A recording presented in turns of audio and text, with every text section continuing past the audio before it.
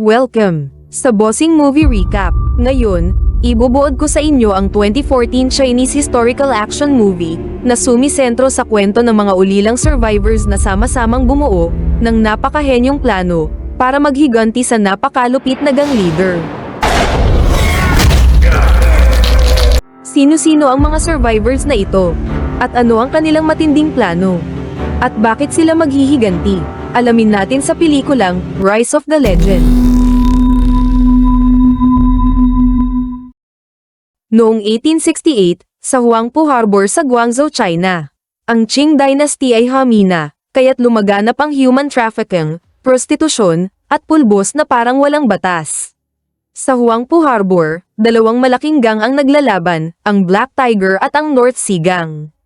Ang Black Tiger Gang ay hindi lang kontrolado ang harbor, kundi pati mga negosyo tulad ng mga hotel, sogalan, at pulbos na pag-aari ng 30 na anak ng leader ng gang.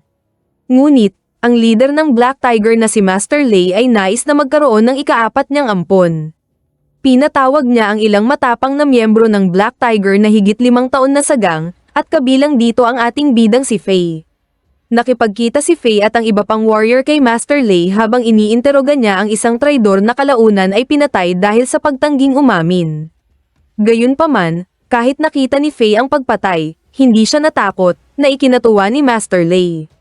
Sa seremonya, pinahawak niya ang 8 mandirigma ng tasa habang binubuhusan ng kumukulong tubig. Hindi nagtagal, bumagsak ang mga tasa dahil sa init, maliban kay Fei na nanatiling kalmado kahit namumula na ang mga daliri. Pagkatapos ng seremonya, inihayag ni Master Lei ang layunin ng pagtawag sa kanila. Gusto niyang patayin ang leader ng North Sea Gang at sino man ang makapagdadala ng ulo ng leader ay magiging ika-4 niyang ampon. Alam ni Master Lei ang magiging resulta ng aksyon na iyon, magkakaroon ng digmaan sa pagitan ng dalawang gang at masisira ang kasando ang kapayapaan. Kinabukasan, sumugod si Fei sa headquarters ng North Sea at nagumpisa ng kaguluhan. Hindi nagtagal, hinarap niya ang leader ng gang. Matindi at marahas ang kanilang naging laban, ngunit nagtagumpay si Fei.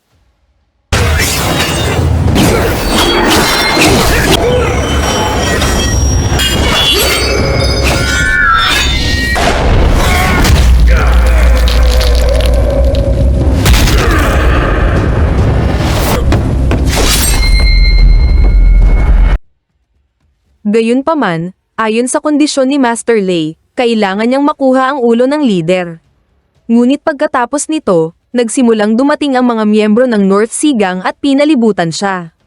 Hindi nagpatinag si Fei at matapang na hinarap ang kanyang mga kalaban kahit halos wala siyang tsansang manalo. Ilang sandali pa, natalo siya dahil sa dami ng kalaban. Pero, isa sa kanyang mga kaibigan ang nagligtas sa kanya sa pamamagitan ng pagsindi ng mga paputok para ma-distract ang mga kalaban. Pagkatapos, dinala si Fei pabalik sa kampo ng Black Tiger na walang malay. Nakita ni Master Lei na yakap-yakap ni Fei ang ulo ng kalaban, kaya tuwang-tuwa siya at gusto niyang magpagaling agad si Fei. Ang nagboluntaryong mag-alaga sa kanya ay ang kaibigan niyang si Big Tooth na minsan na niyang iniligtas.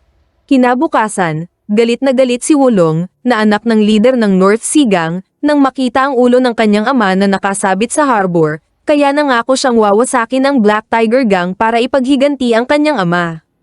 Ilang araw pa ang lumipas, si Fei ay napili bilang ika-4 na ampon at kailangan niyang dumaan sa huling seremonya, ang pagtatato ng imahe ng Black Tiger sa kanyang likod. Gayunpaman, habang tinatatuan, marami siyang nalaman tungkol sa Black Tiger, kabilang na ang tungkol sa vault ng pera ng gang na mabubuksan lang gamit ang 2 susi, na hawak ng 2 pinagkakatiwala ang mga ampon ni Master Lei. Ang mga may hawak ng susi ay sina Black Crow, na namamahala sa Sogalan, at Old Snake, na namamahala sa Bahay Aliwan. Pagkatapos ng pagtatato, opisyal na inampon ni Master Lei si Fei bilang ika-4 na anak. Ang unang utos sa kanya ay pangunahan ng pag-atake sa teritoryo ng North Sea at lipulin ang lahat ng kalaban. Ang pagsalakay ay naging matagumpay, at napasa kamay ng Black Tiger ang harbor.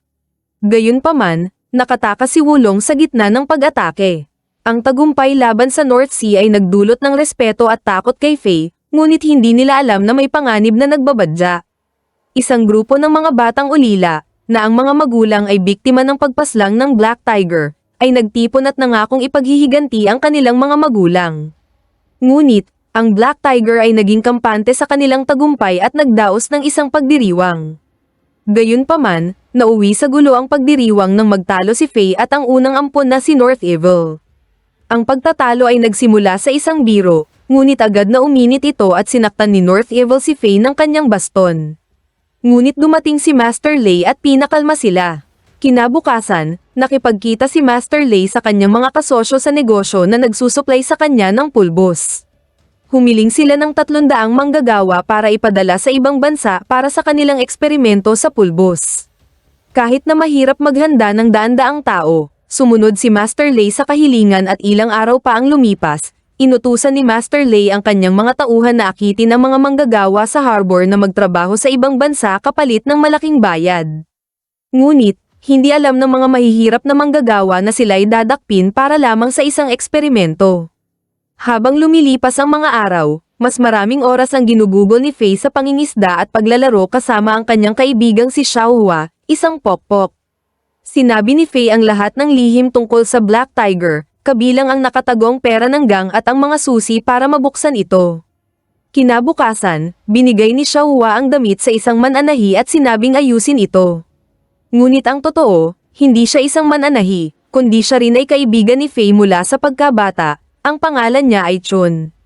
Sa loob ng damit, may nakatagong papel na naglalaman ng impormasyon tungkol sa mga susi ng vault ng Black Tiger. Bakit nga ba ibinunyag ni Faye Hung ang lihim ng Black Tiger? Kaya kailangan nating balikan ang nakaraan ni Faye para malaman ang sagot.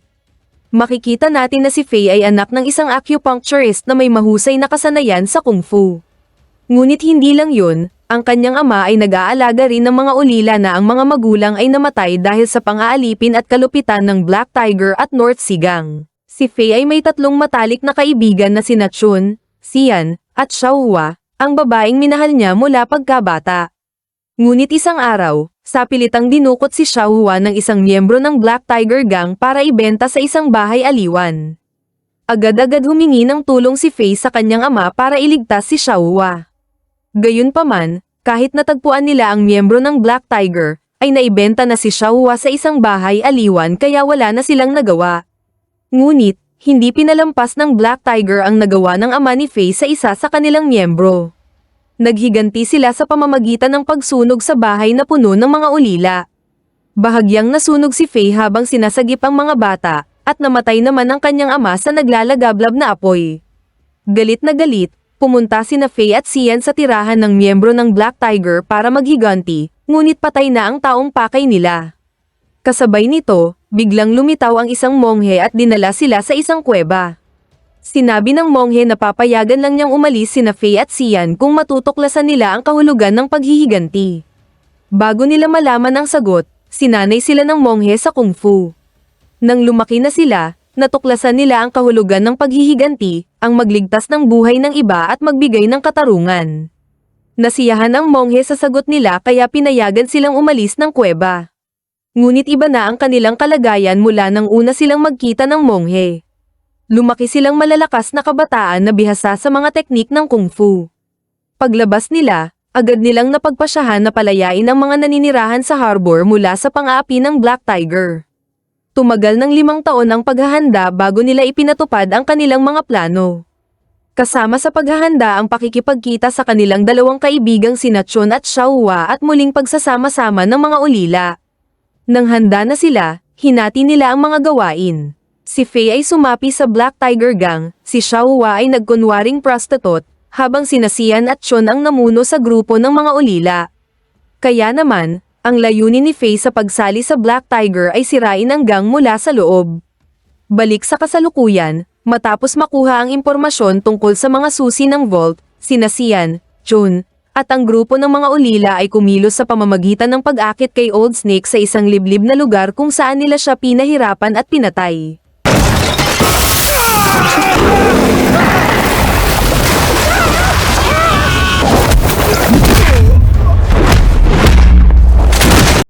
Pagkatapos, kinuha ni Chun ang susi na hawak ni Old Snake at gumawa ng kopya nito.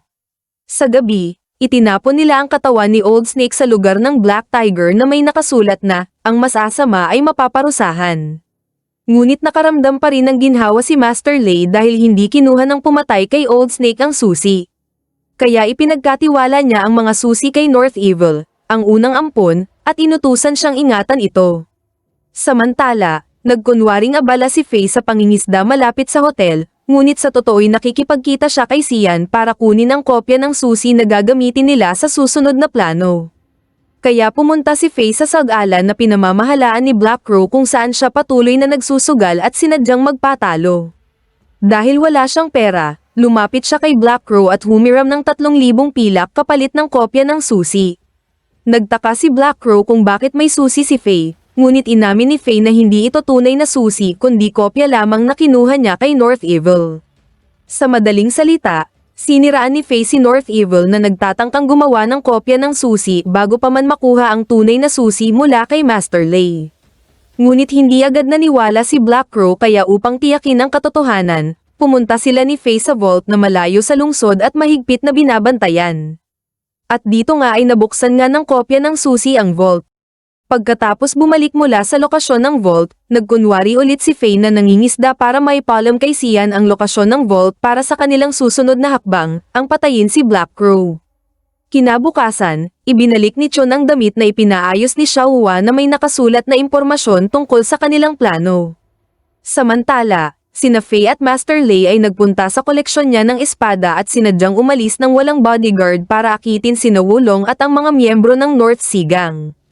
Nagtagumpay ang kanilang taktika at hindi nagtagal, lumitaw ang mga kalaban. Hindi naiwasan ang matinding labanan. Hinarap ni Faye si Wulong na sabik na patayin siya, habang si Master Lei ay lumaban sa mga tauhan. Ang laban ni Wulong at Faye ay pantay, ngunit ipinakita ni Faye ang kanyang kalamangan habang tumatagal ang laban at naging pabor ang sitwasyon sa kanya nang dumating ang mga reinforcement ng Black Tiger. Sa wakas, pagkatapos ng matinding laban, napatay ni Faye si Wulong.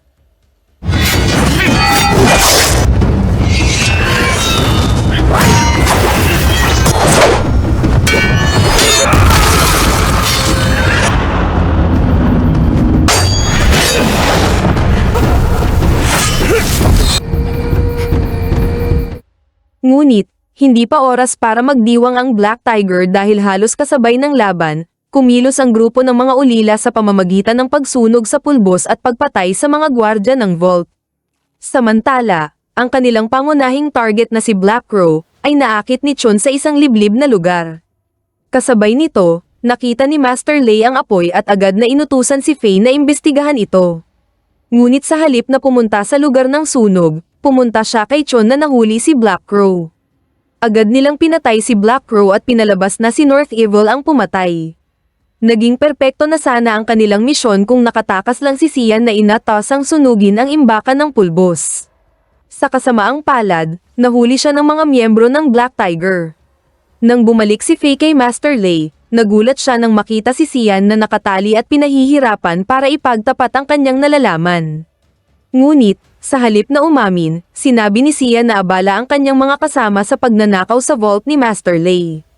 Totoo nga, sa mga oras na iyon, binubuksan ng grupo ng mga ulila ang vault at ipinamahagi ang laman nito sa mga residente. Galit na galit si Master Lei sa nangyari, naisip niyang may traidor sa gang dahil napakalihim ng lokasyon ng vault. Ngunit bago pa siya makapag-isip ng gagawin, nagulat siya nang dalhin ng kanyang mga tauhan ang bangkay ni Black Crow na may marka ng palo mula sa baston ni North Evil. Nang guluhin ni Faye si North Evil sa piging, sinadya niyang mapalo siya para makopya ang marka ng baston ni North Evil. Nagbunga nga ang sakit na tiniis ni Faye. Lahat ng mata ay nakatuon kay North Evil, siya ang pinaghihinalaang pumatay kay Black Crow. Dahil dito, tinutukan ni North Evil ng espada sa leeg si Sian at pinilit siyang umamin kung sino ang traidor. Ngunit, nagkunwari si Sian na may ibubulong at biglang nagpakamatay gamit ang espada ni North Evil. Ang sakripisyo ni Sian ay nagpaniwala kay Master Lei at ang iba pa na si North Evil nga ang traidor. Ngunit, sa di inaasahang pangyayari, iniwan ni Master Lei si North Evil nang hindi pinapatay, na ikinagulat ni Faye na inaasahang niyang magpapatayan sila. Kinabukasan, nagising si Faye na labis na nalungkot sa pagkamatay ng kanyang kaibigan. Nakita ni Xiaohua ang kanyang kalungkutan at sinubukang pakalmayan siya. hinihikayat siyang mag-focus sa kanilang malaking plano. Napagtanto ni Faye na tama siya, kailangan nilang itumba si Master Lei at ang Black Tiger upang wala ng mga batang maulila. Ngunit paano niya ito gagawin? Nabigo ang kanyang plano na magpatayan sina Master Lei at North Evil. Gayunpaman, may plano si Xiaohua na makakatulong kay Faye, ngunit hindi niya sinabi kung ano ito. Kinabukasan, inutusan ni Master Lei si Faye na samahan siya sa paghatid ng mga kalakal sa kanyang mga kasosyo sa pulbos. Pagdating nila doon, natuklasan ni Faye ang isang nakapangingilabot na lugar. Dito ikinulong ang 300 manggagawa na ipapadala sa ibang bansa, at ang kanyang trabaho ay ihanda sila sa susunod na mga araw. Samantala, nakipagkita si Xiaohua at ang kanyang kasamahan kay North Evil na nagpapahinga sa isang massage parlor. Sa loob ng silid, isiniwalat niya kay North Evil ang lahat ng ginawa ni Faye sa Black Tiger Gang, kabilang na ang pagpatay kay Black Crow at Old Snake. Sinadya ni Xiaohua na isiwalat ang mga lihim upang makuha ang tiwala ni North Evil at patayin siya. Ngunit, hindi madaling malinlang si North Evil. Sa halip, si Xiaohua ang napatay ni North Evil. Hindi nila hinayaang makalabas ang kasama ni Xiaohua matapos makita ang pagpatay, kaya't nilapitan nila ito at tinanggal ang hood, at nalaman na si Chun ito. Pero, walang sabi-sabi, agad na sinaksak ni Chun si North Evil sa leeg bago tumakas at makipagkita kay Faye. Ngayon, 2 na sa mga kasama ni Faye ang namatay sa kanilang misyon. Sa harap ng mga libingan ni Xian at Xiaohua, pinagtibay ni Faye sa kanyang grupo na panahon na para sa revolusyon, at hinikayat niya silang magkaisa kasama ang mga mamamayan upang labanan ang Black Tiger. Kaya naman, nagsimula silang mag-ipon ng puwersa. Inimbitahan nila ang mga mamamayan na sumali sa laban at ipinaliwanag kung paano ikinulong ng gang ang 300 manggagawa. Hindi lang yun, tinuruan din ni Faye ang mga mamamayan ng kung fu at pinalaya ang 300 manggagawa na ikinulong. Samantala, nalaman na ni Master Lei na si Faye ang traidor na hinahanap niya. Kaya't naglatag siya ng bounty na nangangakong na sino man ang makakapagdala ng ulo ni Faye ay magiging nag-iisang anak niya. Kahit malayo si Faye sa teritoryo ng Black Tiger, natagpuan siya dahil sa dami ng taong naghahanap sa kanya. Ngunit sa kabutihang palad, habang tumatakas, nagkita sila ni Big Tooth na nagpasya na tulungan si Faye. Lumipas ang ilang panahon at hindi pa rin natagpuan ng Black Tiger Gang si Faye. Ngunit isang araw bigla nilang nakita si Faye na naglalakad patungo sa kanilang kampo kasama ang grupo ng mga ulila, mga mamamayan, at ang 300 manggagawang kanyang iniligtas. Ang malaking grupo ay sapat na upang lipulin ang Black Tiger, ngunit ayaw ni Faye ng karahasan. Sa halip, hinamon niya si Master Lei sa isang duelo na agad namang niyang tinanggap. Pumasok si Faye sa arena na nasa headquarters ng Black Tiger. Pero bago magsimula ang laban, sinilaban niya ang lugar bilang paghahanda na kung matalo man siya, walang makakalabas sa kanila ni Master Lei. Dahil kung wala na silang dalawa at ang Black Tiger Gang, ay maaaring mamuhay ng payapa ang mga tao. Kaya sa gitna ng nagliliyab na arena, nagsimula ang kanilang laban.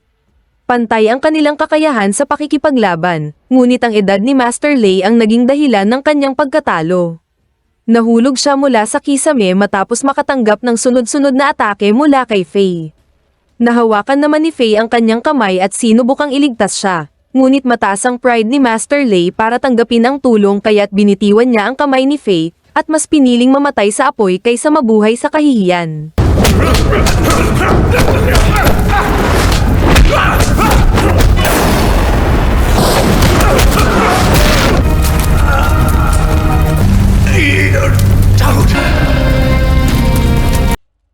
Sa labas, nagpa siya ang mga miyembro ng Black Tiger Gang na umatras matapos mapagtanto ang pagkatalo ng kanilang boss. Sa pagtatapos ng pelikula, ang Huangpu Harbor ay ganap na ligtas at malaya sa panahon ng kapayapaan. At ngayon makikita si Faye na nagbukas ng bagong paaralan ng Kung Fu habang patuloy na nagiging tagapagtanggol ng lungsod. At dito nagtatapos ang pelikula. Kung nagustuhan mo ang video na ito, ay sigurado ako na magugustuhan mo ang mga sumusunod na video. E-click mo na.